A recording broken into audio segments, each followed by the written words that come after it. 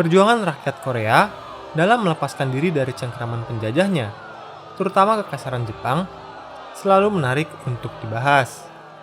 Para pejuang Korea beberapa kali melepaskan serangan langsung kepada figur-figur penting dari Jepang seperti An Jung-geun yang berhasil membunuh Ito Hirobumi, atau Yeon Bong-gil yang berhasil menghabisi beberapa pejabat teras Jepang di kota Shanghai. Namun, salah satu serangan yang paling besar dan yang mungkin paling menghebohkan adalah serangan langsung terhadap sang kaisar, Hirohito. Upaya aneksasi Korea oleh Jepang sebenarnya sudah dimulai setelah kemenangan Jepang atas pasukan Qing dalam Perang Tiongkok-Jepang pertama pada tahun 1895. Kekaisaran Qing terpaksa menandatangani perjanjian Shimonoseki, di mana salah satu butir dalam perjanjian adalah pembebasan kerajaan Joseon sebagai bagian dari negara di bawah naungan Kekaisaran Qing. Sehingga, kerajaan Joseon tidak diwajibkan lagi untuk membayar upeti kepada Kekaisaran Qing. Hal itu awalnya disambut oleh kerajaan Joseon. Namun mereka tidak menyadari bahwa Jepang sebenarnya sedang mencoba untuk menyebarkan pengaruhnya dan berusaha untuk menguasai semenanjung Korea. Kemenangan mereka dalam Perang Rusia-Jepang tahun 1905 semakin memuluskan mereka dalam menguasai semenanjung Korea. Lewat perjanjian Yulsa yang ditandatangani pada 17 November 1905, Jepang mendeklarasikan Korea sebagai wilayah protektoratnya. Perjanjian ini ditandatangani tanpa persetujuan Kaisar Gojong oleh 5 menterinya yang merupakan simpatisan Jepang, yang kemudian hari dikenal sebagai Five Eosa Traitors. Ditandatanganinya perjanjian Eosa membuat perlawanan beberapa pejuang Korea mulai berkobar. An Chang-ho mendirikan organisasi New Korea Society sebagai organisasi penggerak kemerdekaan pada tahun 1907. Sementara An Jung-geun, seorang pejuang lainnya, berhasil menghabisi Perdana Menteri Jepang Ito Hirobumi pada 26 Oktober 1909 di stasiun Harbin, Tiongkok. Namun, upaya perlawanan dari para pejuang ini tidak menyurutkan langkah Jepang untuk menancapkan dominasinya di Korea. Karena akhirnya, Jepang resmi menganeksasi Korea pada 29 Agustus 1910, di mana Jepang juga menghapus kerajaan Joseon dan membuat Kaisar Korea terakhir, Sunjong, akhirnya dengan terpaksa harus turun tahta. Jepang menganeksasi Korea pada tahun 1910. Dan pada 1 Maret 1919 terjadi sebuah demonstrasi besar yang menuntut perlakuan yang lebih adil dari pemerintah Jepang. Peristiwa 1 Maret tersebut kemudian membuat beberapa tokoh pergerakan Korea yang berada di pengasingan di Shanghai seperti An Chang-ho, Kim Gu, dan Shin Men-ri membentuk pemerintahan provisional Republik Korea pada 11 April 1919 di kota Shanghai. Tahun 1932, pemerintahan provisional saat itu dipimpin oleh Kim Gu, seorang pejuang kemerdekaan yang beberapa kali melakukan perlawanan kepada Jepang, sehingga dirinya sudah biasa keluar masuk penjara. Seperti yang kita tahu, masyarakat Jepang sejak dahulu menganggap kaisar sebagai seorang titisan dewa dan keturunan langsung dari Dewi Amaterasu yang adalah dewi tertinggi dalam kepercayaan Shinto. Semua orang amat takut dan tunduk kepada sang kaisar, tak terkecuali Kaisar Hirohito. Hirohito naik tahta pada 25 Desember 1926 saat usianya baru berumur 25 tahun. Ia menggantikan ayahnya, Kaisar Taisho yang wafat, dan memakai gelar Kaisar Showa. Hirohito dianggap sebagai simbol kekuatan Jepang dan sebagai sosok yang paling berkuasa dan berpengaruh dalam pengambilan keputusan serta kebijakan pemerintah.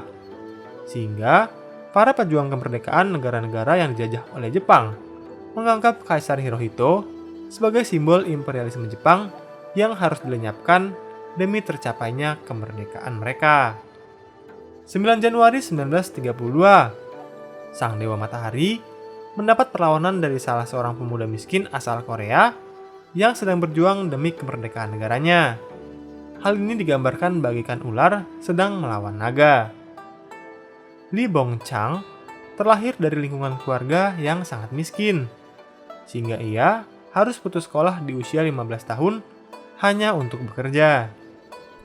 Ia mulanya bekerja di toko roti milik orang Jepang di kota Seoul. Namun, di usianya yang ke-18 tahun, ia pindah ke Manchukuo untuk bekerja sebagai asisten masinis. Di kedua tempat kerjanya itu, Lee kerap mendapatkan hinaan dan cercaan dari para pekerja Jepang dan tidak jarang direndahkan karena statusnya dianggap sebagai penduduk taklukan Jepang. Lee Bong-chang memang bukanlah Bruce Lee yang apabila mendapatkan hinaan akan sangat marah dan berusaha melawan semua yang menjadi sumber permasalahannya. Walau begitu, hinaan-hinaan yang diterimanya membuat jiwa patriotis Lee tumbuh dan menguatkan tekadnya untuk ikut berjuang mengusir penjajahan Jepang dari tanah Korea untuk selamanya. Demi menjalankan niatnya itu, ia bahkan memutuskan untuk pindah ke Osaka pada tahun 1924 untuk mempelajari kehidupan dari masyarakat Jepang.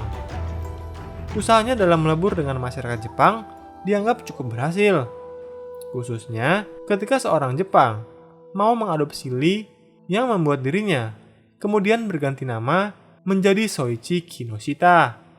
Hal ini lebih memudahkannya untuk melebur dengan masyarakat Jepang dan berbagai jenis kebudayaannya.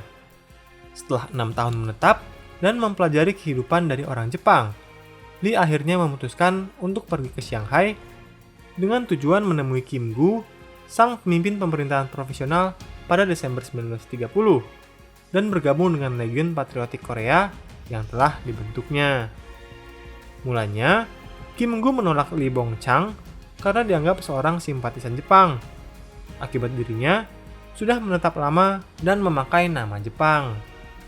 Namun, setelah beberapa kali mengadakan pertemuan, Kim Gu menerima Lee Bong-chan sebagai bagian dari anggotanya.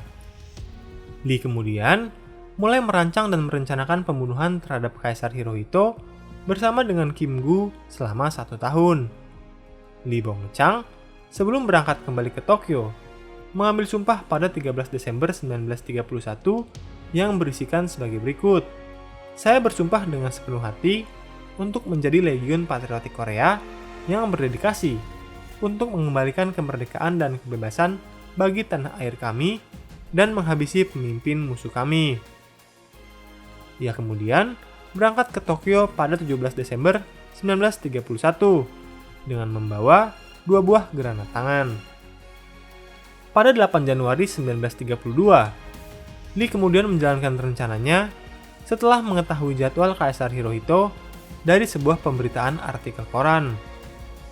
Menyamar sebagai anggota Kempeitai, ia menunggu di depan gerbang Sakurada di Istana Chiyoda yang menjadi kediaman resmi dari keluarga kerajaan. Ketika Hirohito dan juga rombongan keluar menggunakan kereta kuda, Lee kemudian melemparkan kedua granat tersebut. Sebuah ledakan besar terjadi dan melukai salah satu pengawal Hirohito, sementara sang kaisar dan rombongannya tidak terluka sama sekali. Granat lainnya meledak di dekat kereta dari Menteri Urusan Rumah Tangga Kekaisaran Ichiki Kitakuro yang menewaskan 2 ekor kuda. Lee sendiri kemudian ditangkap dan diadili secara rahasia pada 30 September. Ia terbukti bersalah dan dijatuhi hukuman mati. Ia kemudian dieksekusi pada 10 Oktober di penjara Ichigaya, kota Tokyo. Kejadian ini sungguh menggemparkan rakyat Jepang, karena dewa mereka berada dalam keadaan yang rapuh dan menerima serangan. Jepang berusaha menutupi peristiwa ini agar wibawa kaisar tidak jatuh lebih jauh. Mereka menyatakan bahwa serangan ini adalah perbuatan teroris biasa dan tidak mempunyai pengaruh besar pada kebijakan Kekaisaran Jepang di semenanjung Korea. Kejadian ini juga membuat Perdana Menteri Tsuyoshi Inukai berpikir untuk mengundurkan diri sebagai bentuk pertanggungjawaban atas kendurnya penjagaan terhadap kaisar. Namun Kaisar Hirohito dan berbagai pendukungnya berusaha mencegahnya untuk mengundurkan diri. Meskipun gagal menghabisi Hirohito, pemerintah profesional Korea menganggap usaha Lee Bong-chan sebagai sebuah keberhasilan karena peristiwa ini mampu mengangkat moral rakyat Korea untuk lebih berjuang melawan penjajahan Jepang. Terlebih, keberanian Lee Bong-chang yang berani menantang dewa dengan mencoba membunuh Hirohito pastinya akan memberikan inspirasi lebih bahwa Hirohito hanyalah manusia biasa yang dapat dikalahkan. Koran milik Partai Kuomintang juga ikut-ikutan mengabarkan peristiwa ini, sekaligus memantik kemarahan pemerintah Jepang yang membuat hubungan keduanya semakin memanas. Peristiwa Sakura Damon menginspirasi pejuang dan anggota Legiun Patriotik lainnya, Yun Bong-gil, untuk melakukan aksi serupa pada 29 April 1932 di Taman Hongqiu yang menewaskan dan melukai banyak pejabat militer Jepang yang sedang menghadiri peringatan ulang tahun Kaisar Hirohito.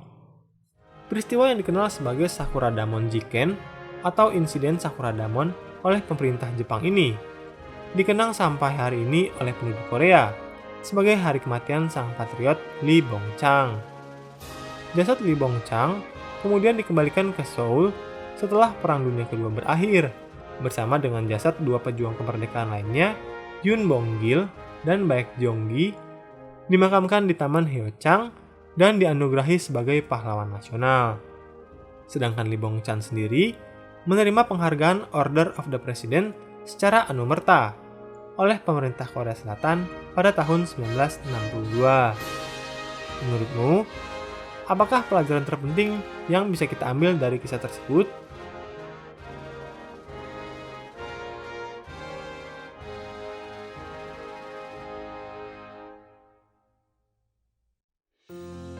Hai, terima kasih sudah menonton dan belajar sejarah bersama Inspek History. Jangan ragu untuk berikan komentar, like, dan bagikan bila kamu merasa konten ini bermanfaat.